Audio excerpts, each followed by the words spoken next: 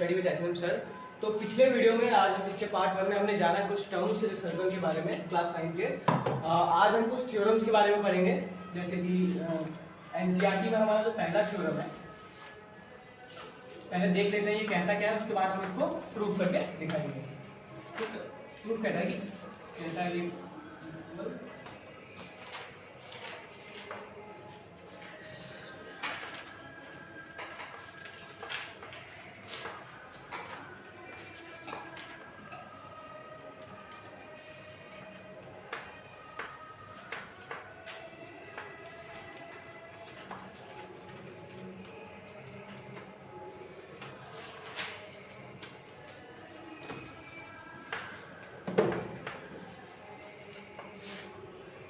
तो हम इसे प्रूफ कर लेते हैं एक बार।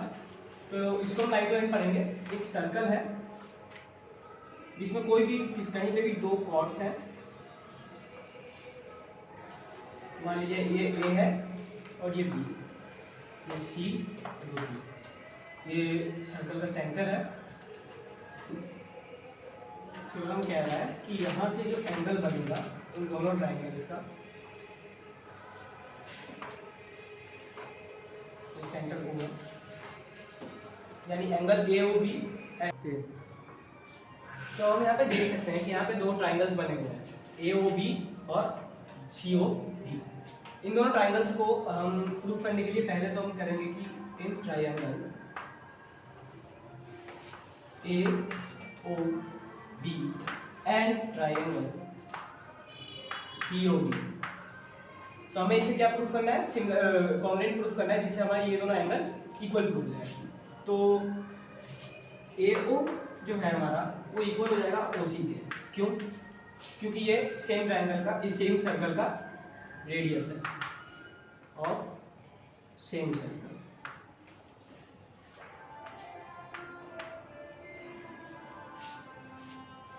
और A B is equal to C D. A B equal to C D तो हमें गिवन है, क्योंकि ये जो दोनों कॉर्ड है वो इक्वल नहीं है, हमें हमारे पास गिवन है।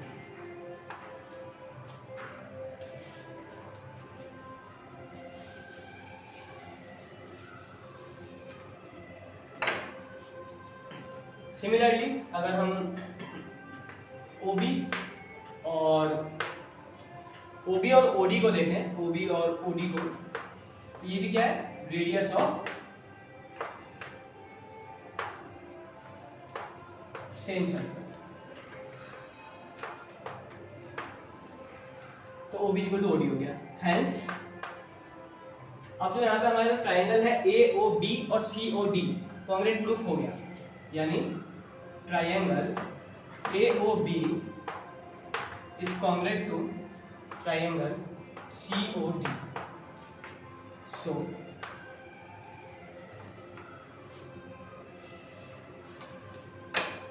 So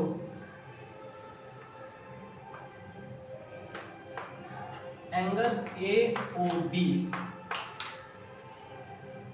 is equal to angle COD, hence proof।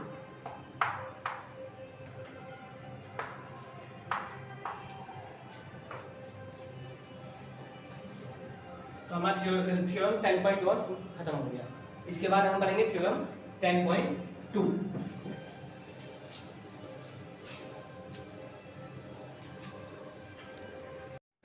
तो गाइस जो थ्योरम 10.2 है वो 10.1 का बिल्कुल उल्टा है, तो इसको हम जानेंगे अच्छे से। इसको भी हम प्रूफ करके दिखाएंगे आपको।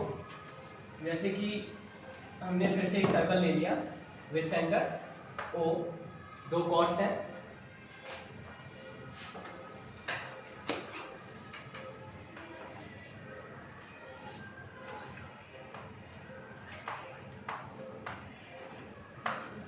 तो थ्योरम उल्टा है तो कंडीशंस भी हमारे पास उल्टी हैं। हमारे पास इस बार कॉर्ड इक्वल नहीं दिया हुआ है, इस बार हमारे पास एंगल इक्वल दिया हुआ है। एक बार हम थ्योरम को भी पढ़ लेते हैं, देखिए क्या लिखा है। If the angles subtended by two chords in a circle, यानी कोई एंगल सेंटर पे जो बन रहा है दो कॉर्ड्स से, अगर वो एंगल इक्वल है, अगर वो एंगल इक्वल है तो दोनों कॉर्ड्स भी इक्वल होगी। तो अब हम इस थ्योरम को प्रूफ करके देखेंगे। तो पहले हम लिख लेते हैं यहाँ पे in triangle AOB and triangle COD, ठीक है। तो हमारे पास गिवन पहले देख लेते हैं AO is equal to OD। क्यों है कि रेडियस ऑफ सेम सर्कल, मतलब एक ही सर्कल का रेडियस है तो सिंपल सी बात है बराबर ही होगा। उसके बाद हम देखते हैं अगली चीज क्या है। अब angle AOB is equal to angle COD। क्यों भाई? क्योंकि ये हमारे पास गिवन है क्वेश्चन में कि if the angles are equal, हमारे पास ये गिवन है। अगली चीज हमारे पास क्या है? अगली चीज हमारे पास दी हुई है OB और OC हमारे पास दिख रहा है हमें कि OB is equal to OC। क्यों भाई? क्योंकि रेडियस ऑफ सेम सर्कल, यही वाली बात जो हमने यहाँ पर देखी थी, रेडियस ऑफ सेम सर्कल बराबर रहता है, ठीक है जी। इसके बाद क्या है, अब हम यहाँ पे अच्छे से लिखेंगे, चलो नोट कर लीजिएगा।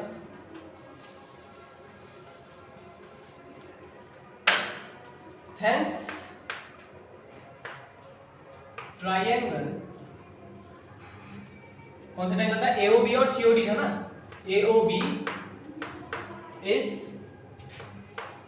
Congruent to triangle COD। जो कॉन्ग्रुएंट का सिंबल होगा ट्रायंगल चैप्टर में आपने पढ़ा होगा, COD बाय SAS क्राइटेरिया। कौन सा क्राइटेरिया लग रहा है इसमें? SAS क्राइटेरिया से ये प्रूफ हो गया। तो इससे हम क्या कह सकते हैं कि एंगल ये, अब तो हमें ये प्रूफ करना था ना। So AB is equal to CD। अब ये क्यों, इसका रीजन भी लिखना पड़ेगा। इसका रीजन है बाई CPCT। अब CPCT का मतलब क्या होता है मैं एक बार बता देता हूं आपको। कॉरेस्पॉन्डिंग, पहले हम लिख लेते हैं हैज प्रूफ, ये प्रूफ हो गया। हम बता देते हैं CPCT का फुल फॉर्म क्या होता है।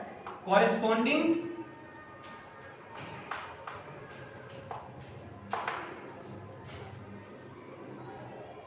इसको नोट कर लीजिएगा, ये रब कर देते हैं। नहीं नोट किया है वीडियो पॉज करके नोट कर लीजिएगा। Corresponding parts of congruent triangle.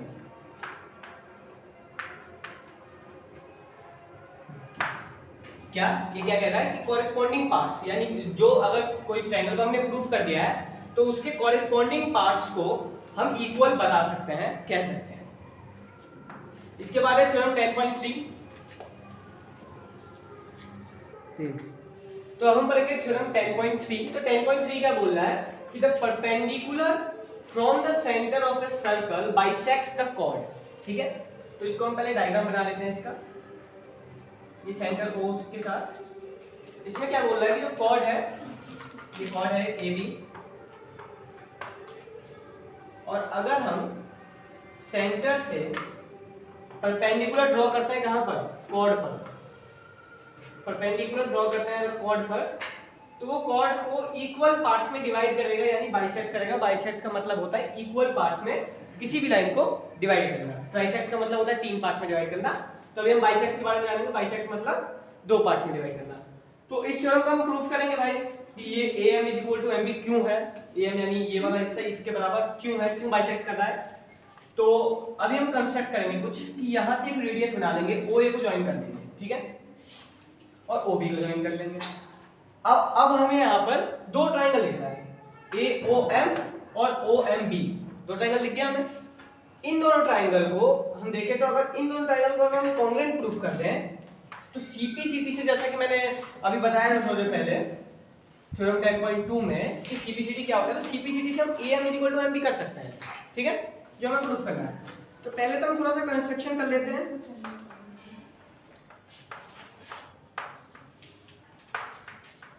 Construction क्या करना है, जॉइन OA एंड OB। यानी हमने ओ ए ओ बी को ज्वाइन कर लिया जिससे हमारे पास ट्राइंगल आ गया।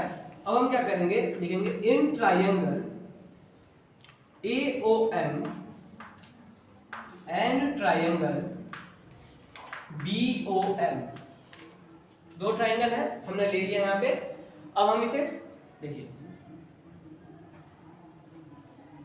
Angle O M A is equal to angle O M B. क्यों? Both 90 degree. भाई जब ये 90 डिग्री है तो ये भी 90 डिग्री ही होगा, बोथ 90 डिग्री। ठीक है। अब O A is equal to O B. क्यों? ओ ए देखे तो सेंटर से लेकर सर्कमफेरेंस तक आ रहा है, यानी एक रेडियस है, ओ बी भी रेडियस है। एक सर्कल में जितने भी रेडियस बनेंगे सारे बराबर होंगे, तो ओ ए बराबर ओ बी हो गया। ठीक है, रेडियस ऑफ सेम सर्कल। अब देखिए, अब ओ एम को ले लें। ओ एम अगर हम देखें तो दोनों, ये जो दोनों ट्राइंगल है A O M and B O M, इन दोनों ट्राइंगल में जो ओ एम लाइन है कॉमन है। कॉमन है तो सिंपल सी बात है कि दोनों बराबर होगी। तो हम यहाँ पे लिख देंगे कि O M is equal to O M, reason common, common है दोनों लाइन, इसलिए दोनों ट्राइंगल में, इसलिए दोनों बराबर। अब इसको नोट कर लीजिएगा, चाहे आपके एनसीईआरटी में ये गिवन है 10.3 थ्योरम। हेंस अब क्या हो गया कि ट्राइंगल ए ओ एम जो हमने लिया था, ट्राइंगल ए ओ एम, उसे अब हम कॉन्ग्रुएंट कह सकते हैं with proof B O M. अब ये कौन सी क्राइटेरिया से कॉन्ग्रुएंट है ये भी लिख लेंगे हम, आर एच एस। अब आर एच एस कैसे? राइट एंगल, हाइपोटेनियस और साइड ओ एम। जो ओ एम है, जैसे हमने पहले राइट एंगल प्रूफ किया, उसके बाद हाइपोटेनियस प्रूफ किया जो कि एक ट्राइंगल का ये हाइपोटेनियस है ओ ए और ओ बी। उसके बाद हमने साइड एक है उसको हमने प्रूफ किया। सो अब हम कह सकते हैं सीपीसीटी किससे, so A M is equal to corresponding part है ये दोनों ट्राइंगल के। अगर हम इसे ओवरलैप करें तो ये दोनों एक दूसरे के ऊपर आएगा, तो क्या कह सकते हैं हम, so A M is equal to M B by CPCT. तो सीपीसीटी से ये इक्वल हो गए, तो हम लिख सकते हैं कि hence O M bisect chord A B. अब ये हो गया हेंस प्रूफ। इसके बाद हम देखेंगे 10.4। 10.4 इसके ठीक अपोजिट है।